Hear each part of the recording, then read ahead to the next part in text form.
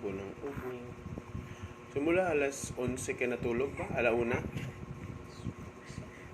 Hanggang alas 4, yung ubo siya ng ubo. Tulog siya nun. Bagbawa ng 11? Sa 5 hours? 5 hours siya tuloy na tulog. Good pala itong baby kagabi ah.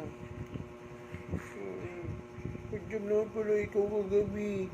Kaso nag-ubo ka ng 4. Nag-ubo ka ng 4 o'clock eh. Kauuwi ni mo kagabi. Nag-ubo ka ng 4 o'clock kanina. Pero ma'am, ayun na. Yan. Gusto niyang iluwa, isuka yung lema niya. Inaano niya, sinusungkit niya. Kumusta ito, ba't hindi ko magawa? Kasi baby ka pa lang, 2 months. Pa 2 months. Ba't di ko magawang iluwa to kainin? Kasi 2 months ka pa lang. 2 months pa lang ikaw. Nag-aatim siya na gano'n, no? Parang inalulugos na yung iluwa, yung ano, lema niya. Ay, only one video. Ha?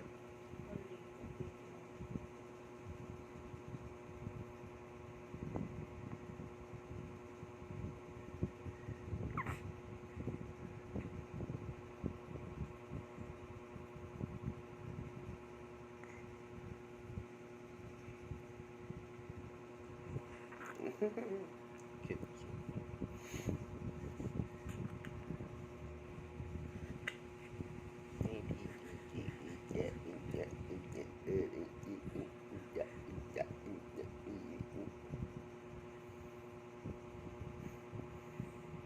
Ya. Bu.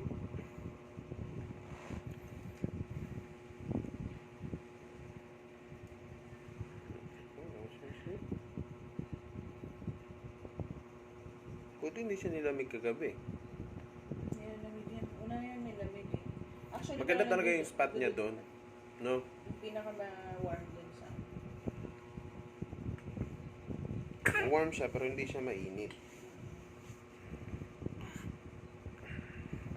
si Albert pala yung kanina kanina dito. May nag-doorbell? May nag-doorbell kanina, narinig ko din ang pag-inis. Si Albert yun.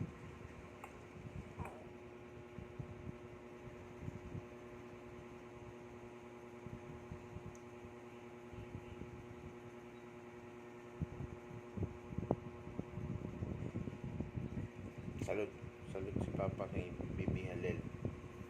Salud. Ay, salud. Because napakagaling na bata. Pwede naman general physician lang tumingin sa kanila. Punta na lang tayo. Huwag mong kalimutan sabihan na naturukan to ng ano. Doon nga nag-ano yun, nag-start yan, naturukan. Yeah, actually may ano na siya noon, may parang atching. Bagay, lagi naman siya ng atching eh. Itching, tapos ano lang, atching nga, diba parang 2 beses. Kaya hindi mo siya inuubo. Kung ubo naman siya, parang nag-clear na siya ng throat.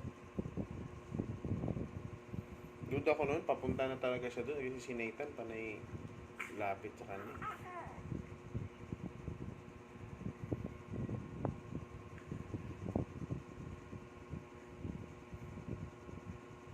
Ako nga, papunta na ako dun eh. Naagapan lang nung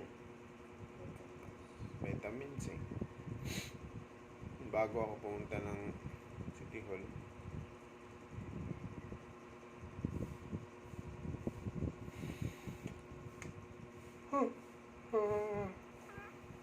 Ayan, pinupulo ko. Wala na ba? Parang si Berwin Bailey naman itong isang doktor sa kanila.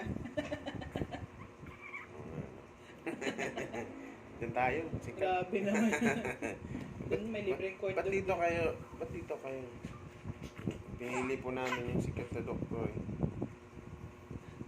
Parang isa pala ba si Bella? Hindi namin alam na nag-ano pala, nag-switch pala sa pag-doktor si Berwin.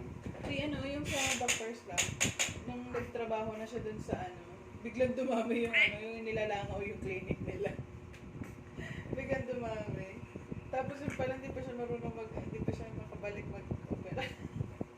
Ano ang ginagawa niya? Ano, yung una niyang day ng operation niya, pinatawan niya yung scalpel, nagpanic siya. Kasi nanaginip pa rin siya eh. Sa dugo, yung dugo. Sa dugo.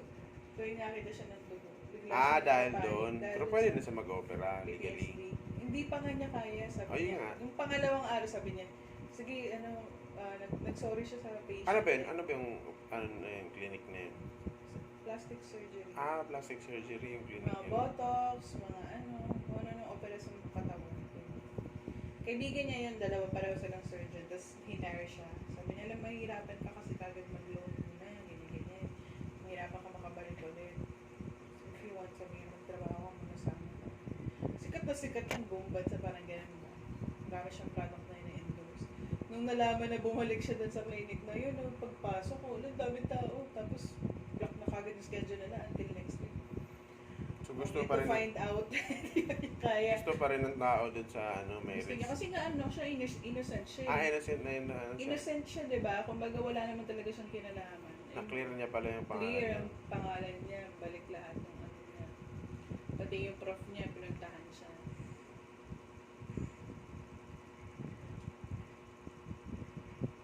Galing nun.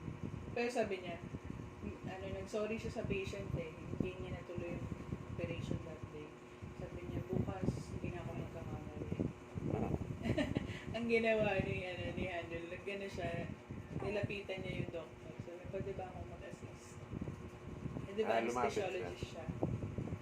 Nagulat siya pagtingin niya. Nag-join sila. Oo, pero nagalit siya. Sabi, ba't hindi mo ako sinabi? Galit ang lalaki. Oo. Ganun naman talaga yung mga Kadramahan talaga ng kadramahan ng K-drama, no? Ikaw naman Pero, napapagod. alam mo yung humingiti-ngiti siya habang nandun yung ano, kasi nga, tapos parang gusto niya i-impress. Nagpa-impress dun kay, ano, ginalingan niya, nagawa niya yung operation niya. Pero nung time niya, nagpapanik na lang siya eh.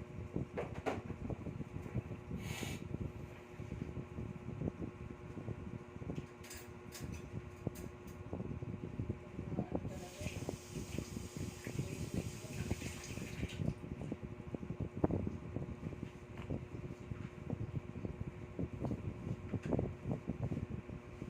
Pero paramihan daw talaga pala ng mga doctor. Pag nagkaroon ng ganyang klase na incident, hindi na makabalik sa operation.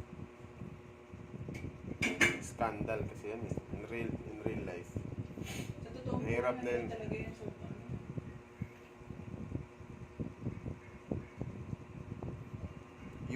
Yung magtatanggal kasi sa'yo ng ibang department ng government eh. Yung PRC, di ba? PRC may kaso ka, tapos ganyan.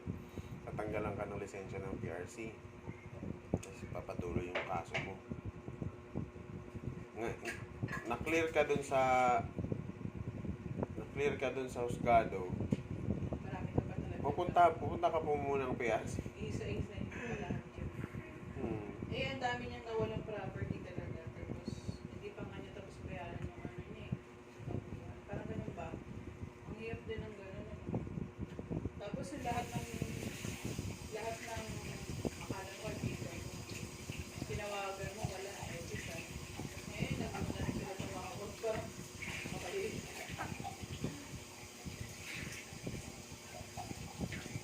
Yan ba yung doktor na nag-vlog yung Oo, video yun, niya na siya yun? yun. Siya nga yung nag-recommend na mag-ano siya eh, parang yung YouTube. Pero nag-YouTube ako, kasi ano kayo ganyan. Pogi ka naman in the first place eh. Tapos hindi naman siya talaga sikat. Pero dahil doon, sumikat siya. Parang una mga tips-tips lang, ganyan. Sumikat siya, tapos naging endorser siya. Parang sikat na siya, pinupuntahan siya ng mga taga-ibang bansa. Para operan. Yung babae na nagpa-opera sa kanya, taga Macau yun eh.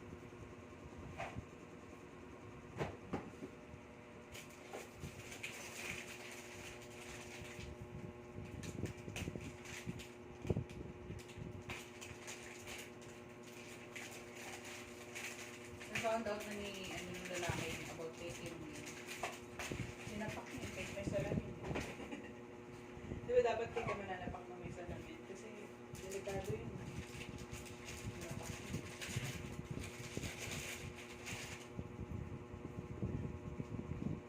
Alam ko may case yan eh. May pwede kang file ng case pag sinapak ng may salamin. Kailangan ko lang yun sa mga palabas na pambata sa ano, channel ko.